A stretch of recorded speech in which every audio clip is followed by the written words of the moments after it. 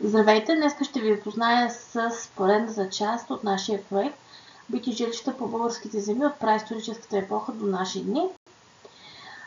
Четвъртата част се казва Бити жилища през епохата на българското възраждане. Започваме с турското владичество по българските земи. Османското владичество е периодът от края на 14 век до края на 19 век, през който не съществува българската държава, а населението заедно с българските земи е под управлението на Османската империя. По време на османското владичество българите са подложени на религиозна, политическа, икономическа и юридическа дискриминация. Аристокрацията е елиминирана, а българската култура е унищожена. С унищожаването на държавата, българите били лишени от всякаква възможност за създаването на елитарна култура. Логична последица на това било тоталната фолклоризация на българската култура, която проличава в живота и битът на българите през този период. Този процес е характерен и за останалите балкански народи. Образованите духовници бягат в други християнски страни, а българската патриаршия е унищожена. След завоеванието, българската строителна традиция не се прекъсва. Тя се променя и е повлияна от османската традиция. Къщите в периода 15-17 век. По време на турското владичество, къщите се строели от плет и камъни. Отвътре се измазвали скал или животинска тор и се покривали с слама. В по-късните векове започнали да се покриват с плочи. Къщите имали няколко отделения. Одая, в която спали, работили, готвили и се хранили. Там се захранявали всички хранителни запаси и покъщнина. На една страна имало огнище с комин. Там висяла дървена или желязна верига, на която закачвали котлите за топлене на вода. Огнището служило както за топлене, така и за осветление. Прозорците представлявали малка дупка, често покрита с парцали през студените месеци. Всички спали на земята върху слама или рогозки от слама и се завивали с черги или козици. Козяк е завивка с дълъг косъм, направена често от космите на коза или на друго такова космено домашно животно. Обикновено децата спали по средата, а майката и бащата на края на леглото. Често в една одая спали майка, баща, деца и 3-4 сина с жените и с децата си. Може да си представите колко много хора са били на едно малко тясно помещение. Цялото семейство се хранило на една софра, която слагали на земята върху месал. Месал е нещо като покривка, модерната дума, върху която слагали храната. На снимката отляво виждате селско семейство. Всъщност това не е снимка, това е картина на художника Стоян Венев от 1937 година. С изключение на модерната метална печка от края на 18 век, всичко останало пресъздава точно идилията от периода 15-17 век. Виждате цялото семейство, едно до друго на рогозките, вижда се сламата под покривалките всъщност, как спят майка, деца, баща, сигурно братя и сестри. Всъщност всички спят заедно с животното и с домашните животни. Да виждам тук кокошка, кот, куче и така нататък. Дрехите се сушели също в къщата, а отгоре има люлка завързана, още едно бебе, което спи, малкият прозорец, през който влиза една оскъдна светлина. Българското възраждане – промени в бита на хората. Българското възраждане е период на промени в българското общество, които настъпват в периода 18 и 19 век и водят до освобождението на България през 1878 година от турско владичество. Тези промени настъпват във всички сфери на обществено-икономическия, политически и културния живот. Тези промени са свързани и с промяната на битът на българина. Най-сериозни следи върху бита на българина оставят така наречените възрожденски къщи, които са ярък пример на българската възрожденска архитектура. Една голяма част от тази архитектура се заема от жилищното строителство. То се отличава с богато разнообразие на различни типове къщи. Възрожденските къщи търпят своето развитие в определените райони на България. Те са особено срещани в планинските райони на България – Троян, Тетевен, Трявна, Копривщица, Родопа и Странджа. В исторически план развитието на възрожденските къщи може да се раздели на 3 етапа – предвъзрожденска къща, ранновъзрожденска къща и зреловъзрожденска къща.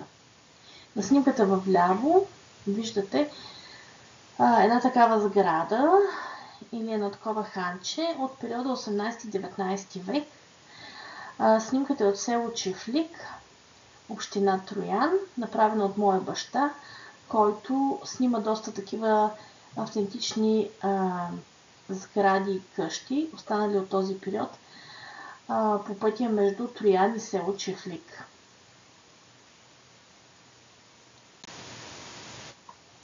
Започваме с предвъзрожденската къща.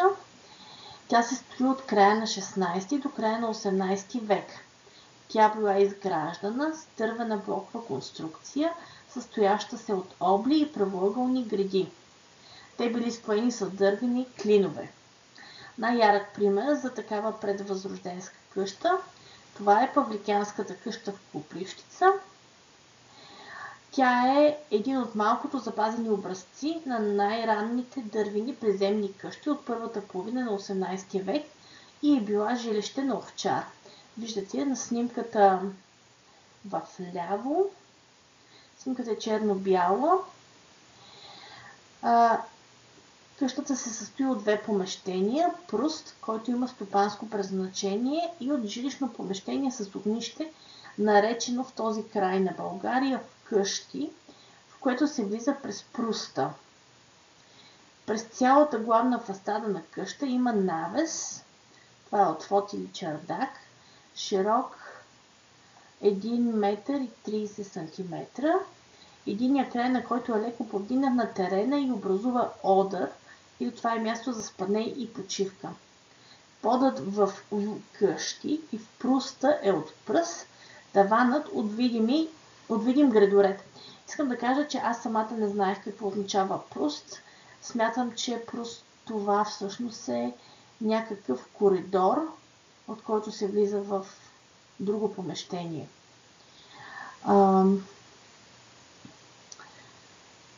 Така, от един градоред.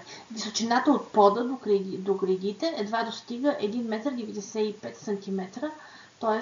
къщата е доста ниска. Външните стени са направени от дялани талпи.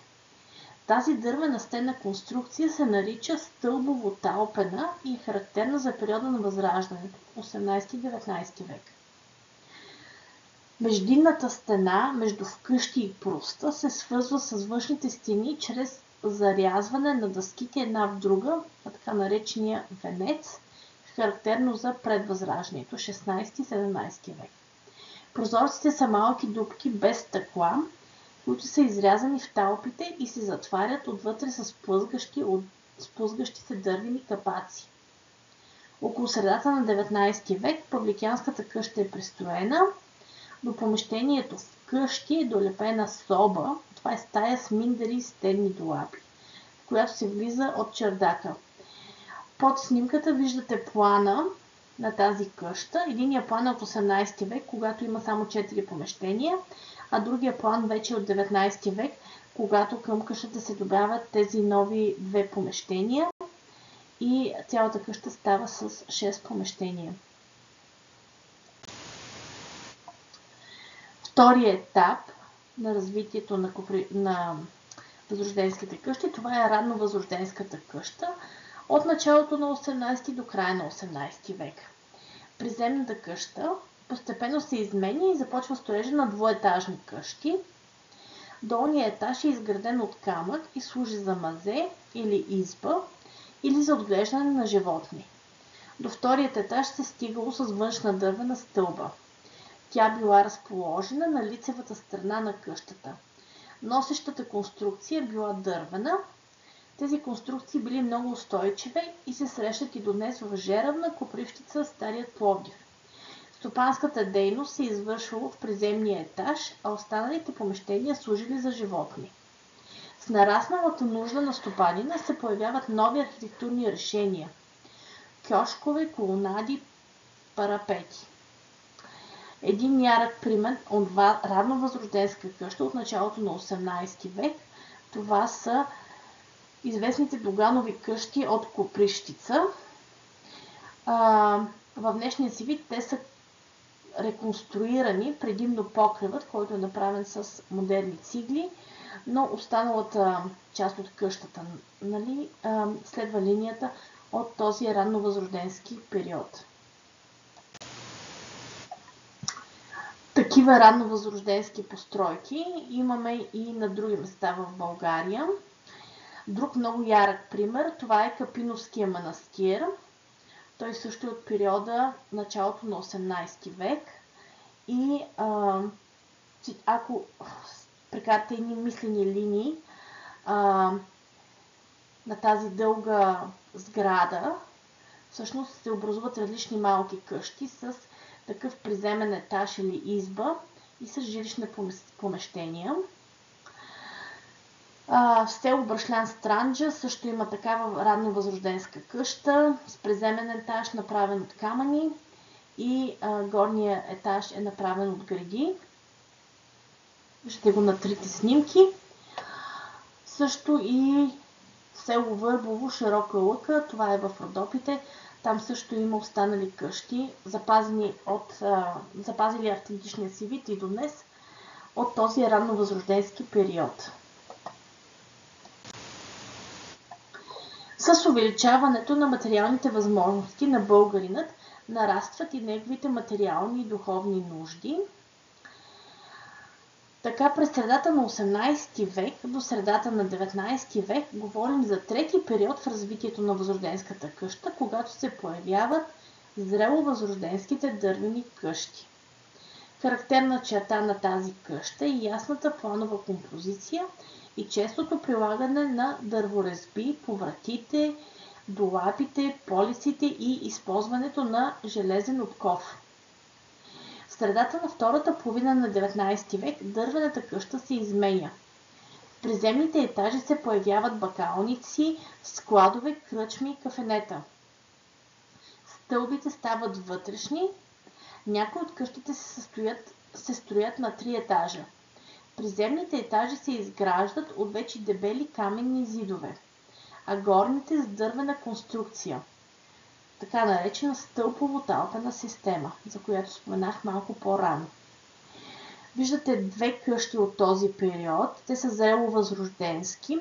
На първата снимка виждате как първият етаж всъщност е бил най-вероятно кръчма, ханче или някакъв магазин. Появяват се такива арки и колонади като допълнителна украса. Втората къща е автентична къща, също останала от 19 век. Тя също се намира в село Чифлик и е снимана от моя баща. Първият етаж на тази къща всъщност е била ханче. Къщата, разбира се, тя е на повече от 100 години и е така претърпяла реконструкции, но общо взето е запазен възрожденския и облик от средата на 19 век. Началото или средата на 19 век. Това са къщи също от село Чифлик Троян през този период. Както ви казах, моя баща съдейства и направи такива автентични останали къщи. Както виждате, ето на тази къща на първата снимка. На първия етаж е отворен магазин, а на втория са жилищни помещения. Това всъщност е едно голямо имение, в което през 19 век е живяло цялото семейство и има жилищни помещения.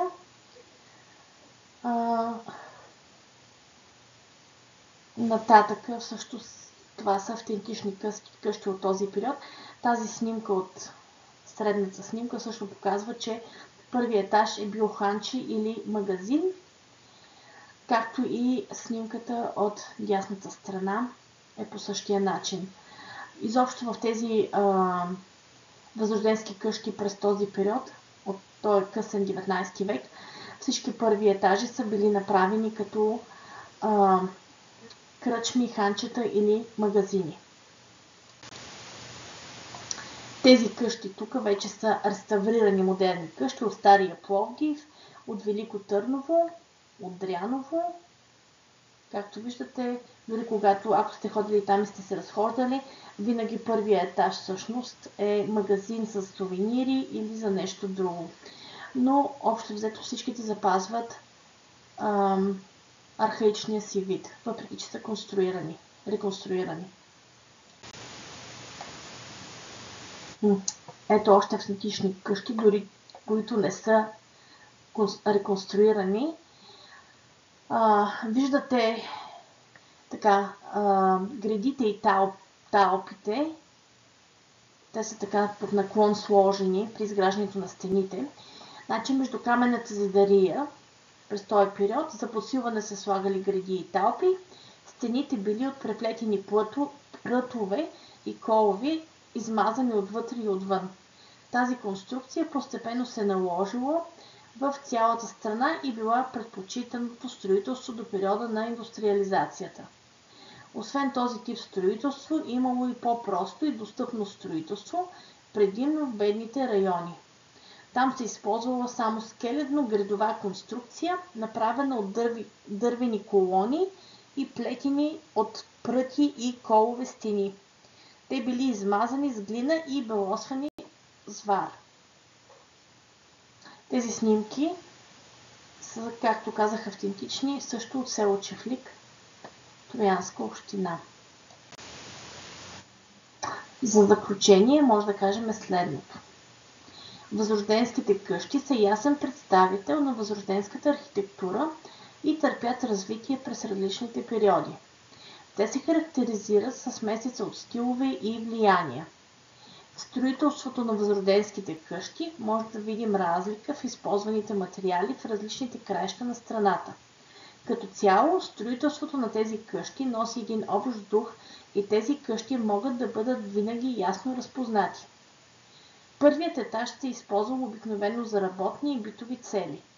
На втория и третия етаж били разположени жилищните помещения. Къщите имали обикновено големи и просторни дворове. Оградата представлявала високи довари, които осигурявали спокойствието на обитателите. Често към тези къщи били добавени и други постройки – плевня, обор, работилница и те образували едно малко затворено стопанство. В зависимост от това, в кой регион на страната се намират, може да говорим за различни видове къщи. Западна къща среща се в Монтана и Враца, северна балканска къща, в Тетевен, Троян, Трявна. Това бяха снимките, които ви показах малко по-рано от село Чифлик, Троянско. Камчийска къща, Котлевска, Черноморска къща, Странджанска къща, Пловдивска къща, Родопска къща, Самоковска къща, Пиринска къща. Тези снимки, които виждате тук, показват автентични родопски къщи. Както виждате, те са почти на 3 етажа, а дори и да са 2, те са доста много по-високи, отколкото балканските къщи в Северна България, така и с Пиринската къща. Снимката в дясно най-отдолу, това са пирински къщи, автентични пирински къщи, които в скоро време може и да се срутят, но все още показват така един автентичен характер. Възрожденските къщи са разпръснати по територията на цялата страна. Най-популярна дестинация, където може да видите такива, са Пловдив, Велико Търново, Елена, Дряново, Трявна, Троянския Балкан, Родопите, Златоград, Момчилово и Широка лъка. По Черноморието може да видите такива в Поморие, Созопол и Несебър. Тук отново ви показвам макети на възрожденски къщи, които могат да се направят с подръчни материали. Най-просто може да вземете за основа някаква кутия, някакво парче дърво и просто с картон да отсветите картон, да направите 4 стени и да сложите покрив. И това е най-простият начин, по който може да направите такъв макет на една възрожденска къща. Тук виждате вече малко по... лявата снимка показва малко по сложен макет. Той е направен от картон, обаче отгоре са сложени плочи за покрива. Такива клончета са направени за ограда. Ето още снимки, направени са по различен начин. На нашия открит урок в училището в Сан Антонио ще ви покажа как може и вие да направите такива макети. Така че се надявам да се включите и да може да наблюдавате на живо открития урок за направа на макети на такива възрожденски къщи. Това беше за днеска и ще продължим следващия път с последната част от нашия проект за жилищното строителство след освобождението, както и в ново време. До скоро!